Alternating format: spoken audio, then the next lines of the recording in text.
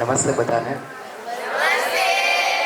આજના આ દીક્ષાંત સમારોહમાં અત્રે ઉપસ્થિત શ્રમણજી, શાળાના નિયામક ટ્રસ્ટી શ્રી ભીમસિંહભાઈ, અશોક સર અને શાળાના આચાર્ય શ્રી કુશાલ સર અને દક્ષાબેન, તમામ સ્ટાફ અને વાલા વિદ્યાર્થી ભાઈઓ અને બહેનો,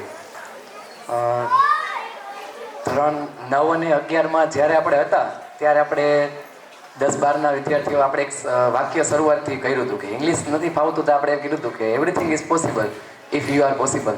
તો હવે એ સમય આવી ગયો છે કે આપણે એ બધી વાતને સાચી પાડીએ અને આવનારી જે બોર્ડની પરીક્ષા છે એમાં દરેક વિષયમાં જે મહેનત કરેલી છે એ મહેનતને સફળતાપૂર્વક આપણે આગળ વધારી અને ઝળહળતું પરિણામ લઈ આવી તેવી પરીક્ષા માટે બધાને શુભકામનાઓ. અને અંતે એક બધા 10-12ના બાળકો માટે એક વાત કહીશ.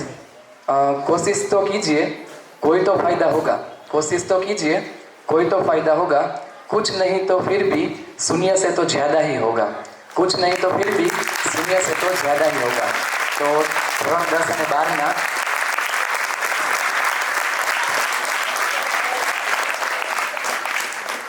ધોરણ 10 અને 12ના વિદ્યાર્થીઓને આખા વર્ષ દરમિયાન જે મહેનત કરેલી છે એ મહેનત સારી જાય તેવી બધાને શુભકામના. અસ્તુ.